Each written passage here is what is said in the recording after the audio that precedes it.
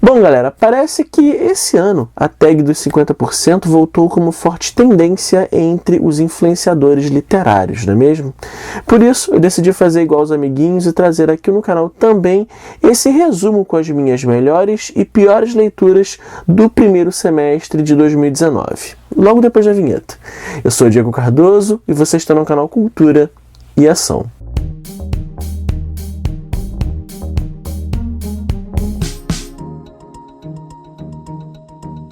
A primeira e única vez que eu gravei essa tag foi em 2016, inclusive foi a primeira aqui do canal. A tag dos 50% foi criada pelo canal estrangeiro Read Like Wildfire e traduzida pela primeira vez aqui no Brasil pelo canal Geek Freak. Agora, sem mais delongas, vamos às 15 perguntas e suas respostas. Primeira pergunta, melhor livro que você leu até agora em 2019? E esse foi, sem sombra de dúvida, O Quarto de Despejo, Diário de uma Favelada, de Carolina Maria de Jesus, um retrato pungente da realidade de quem mora em uma comunidade carente. É um livro necessário, importantíssimo, acho que todo mundo deveria ler, principalmente aquelas pessoas que não acreditam em injustiça social e na dívida histórica que o nosso país tem com a população negra. Super recomendo. Segunda pergunta, a melhor continuação que você leu até agora em 2019? E a minha resposta para essa pergunta é nenhuma, porque eu não peguei nenhuma sequência até o momento para poder ler. Mas até o final do ano eu devo ler O Mundo das Horas Finais, de Ben Winters, que conclui a trilogia do Último Policial. Ele inclusive está na minha lista dos 12 livros para 2019. Então, se ele for tão bom quanto eu espero que ele seja, ele deve aparecer na retrospectiva com as melhores e piores leituras de 2019. Terceira pergunta, algum lançamento do primeiro semestre que você ainda não leu, mas quer muito?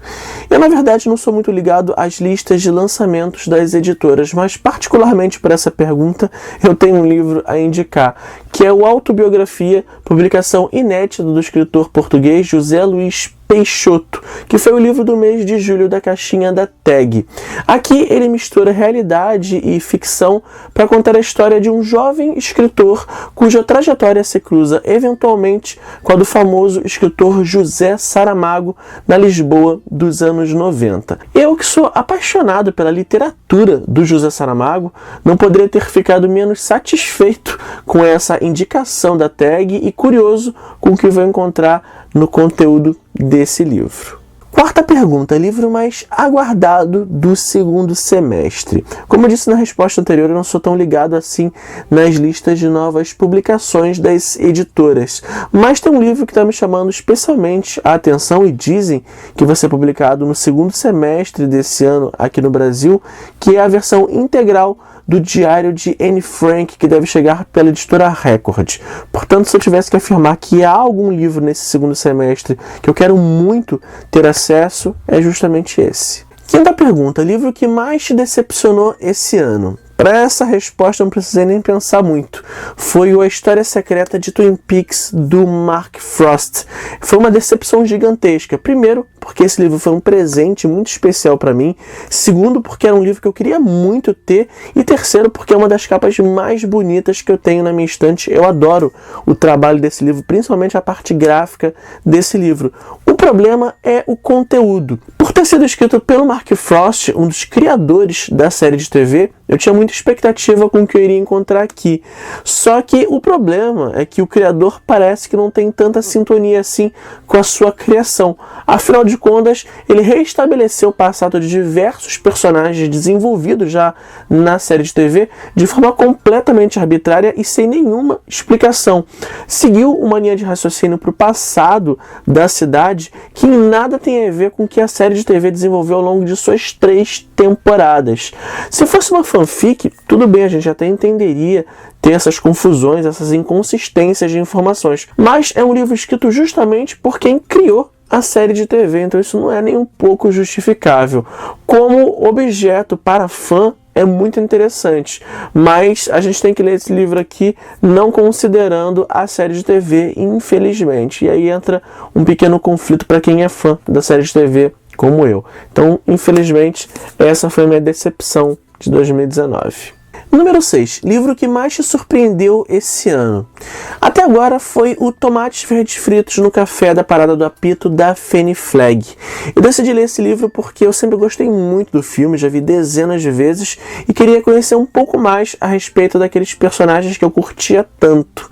E realmente foi o que eu encontrei. Mas além disso, dezenas de outros personagens incríveis e cativantes que infelizmente não tiveram nem sequer espaço na versão cinematográfica. Além disso, o livro surpreende por trazer histórias mais densas e abordar temas que são tratados de forma muito superficial no filme. Portanto, é uma leitura obrigatória para quem curte muito o filme Tomates Verdes Fritos. Número 7. Novo autor favorito, que tenha publicado um livro nesse primeiro semestre ou que eu tenha conhecido recentemente. Esse ano eu conheci diversos autores incríveis durante as minhas leituras: Mia Couto, Euclides da Cunha, Carolina Maria de Jesus, Marina Colasanti. Todos eles eu pretendo ler outros livros, mas eu vou destacar um em especial que me chamou bastante atenção, que foi o jornalista Ednei Silvestre. Eu li dele esse ano, Se Eu Fechar os Olhos Agora, que teve uma adaptação recentemente pela TV Globo. Eu gostei muito da forma como o autor constrói essa narrativa, uma literatura policial de altíssima qualidade, com um final que surpreende, muito consistente e muito bem construído. Você enxerga as diferenças de cada personagem pela forma como Ednei Silvestre os construiu. Por isso, eu pretendo ler outros livros dele tão logo seja possível. Oitava pergunta. Sua quedinha por personagem fictício mais recente. Bom, gente, eu não tenho esse tipo de relação com personagens, nunca tive, então a resposta é nenhum para essa pergunta. Nona pergunta. Seu personagem favorito mais recente. Entre os livros que eu li esse ano, o personagem que eu achei mais interessante até agora foi o Simon, de Com Amor, Simon. Eu, na verdade, conheci essa história através do filme e tive uma impressão um pouco negativa desse protagonista devido à forma babaca como ele lidou com a chantagem sofrida, manipulando os amigos de uma forma completamente desnecessária. Mas ainda assim, eu gostei do filme, por isso decidi também ler o livro. E me impressionei com a forma bem mais equilibrada com que o Simon do livro lidou com a situação. Acho bem mais condizente com a personalidade dele do que a versão cinematográfica. Então eu vou citar o Simon como personagem favorito mais recente. Décima pergunta. Um livro que te fez chorar nesse primeiro semestre. Podem me chamar de coração de pedra à vontade, gente. Eu nunca chorei lendo um livro. Então, para esse tipo de pergunta, normalmente eu prefiro responder aquele tipo de livro que mais mexeu comigo intimamente. E nesse caso, eu vou ter que me repetir e falar novamente de Quarto de Despejo, Diário de uma Favelada, de Carolina Maria de Jesus. Esse livro aqui é um verdadeiro exercício de empatia. O tipo de leitura da qual é impossível permanecer indiferente após lidar com a realidade sofrida das pessoas que moram na comunidade, como era o caso da Carolina Maria de Jesus. É uma obra necessária que eu super recomendo, todo mundo deveria ler. Número 11. Um livro que te deixou feliz nesse primeiro semestre. Eu acho que nenhum outro livro me divertiu tanto nesse primeiro semestre quanto O Bem Amado, de Dias Gomes. Essa sátira da política brasileira, que apesar de ter sido escrita lá nos anos 60, se mostra bastante atual no nosso cenário político, não é? Para quem não conhece, essa história é ambientada na pequena cidade fictícia de Sucupira, no interior da Bahia. O prefeito, Odorico Paraguaçu, vence as eleições com a promessa de construir um cemitério para a cidade. E para conseguir cumprir essa promessa, ele desvia verba de todas as áreas do governo. Com a obra pronta, começa um grande problema na vida desse prefeito. Ninguém na cidade morre. Então, essa é uma grande sátira das obras públicas superfaturadas e desnecessárias quando existem outras prioridades nos municípios. Para quem não conhece, eu recomendo muito. E quem já assistiu à novela O Bem Amado, certamente terá uma experiência bem mais intensa, como foi o meu caso. Número 12. Melhor adaptação cinematográfica de um livro que você assistiu até agora em 2019. No cinema eu não assisti nenhuma até o momento, mas eu tive a oportunidade de assistir no Netflix a adaptação de A Livraria, que eu li no ano passado. E, gente, super recomendo, tanto o livro quanto o filme. A adaptação é muito próxima ao que a gente encontra aqui, trazendo apenas um acréscimo que faz com que a gente se sinta vingado pelas injustiças que a protagonista sofre ao longo dessa história. Para quem não conhece, a livraria acompanha a jornada de Florence Green, uma viúva que decide abrir uma livraria numa pequena cidade no interior da Inglaterra, mas encontra a oposição de Violet, uma mulher influente e ambiciosa que tinha outras pretensões para o espaço escolhido pela viúva. Recomendo muito essa leitura e também o filme, que acredito ainda esteja disponível lá na Netflix. 13ª pergunta, sua resenha favorita desse primeiro semestre. Eu vou selecionar como resposta o Hora de Alimentar Serpentes, de Marina Colasanti, que foi uma resenha bastante desafiadora para mim.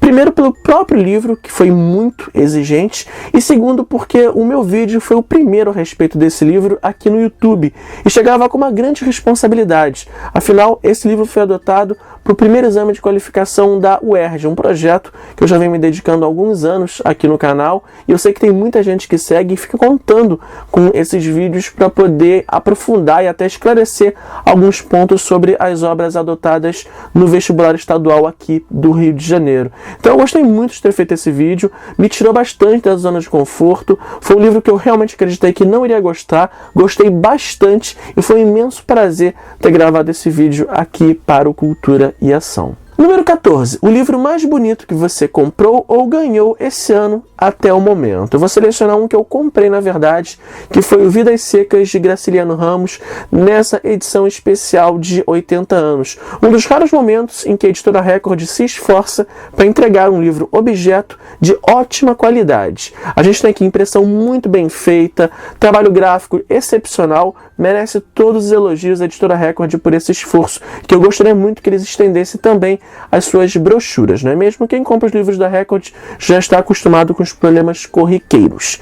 Mas aqui a gente tem um livro muito bonito, um trabalho fantástico, com ilustrações do Renan Araújo. Super recomendo para quem gosta desse clássico da literatura brasileira e quer ter uma edição definitiva na estante. Vale a pena. 15ª e última pergunta. Quais livros você precisa ou quer ler muito até o final desse ano?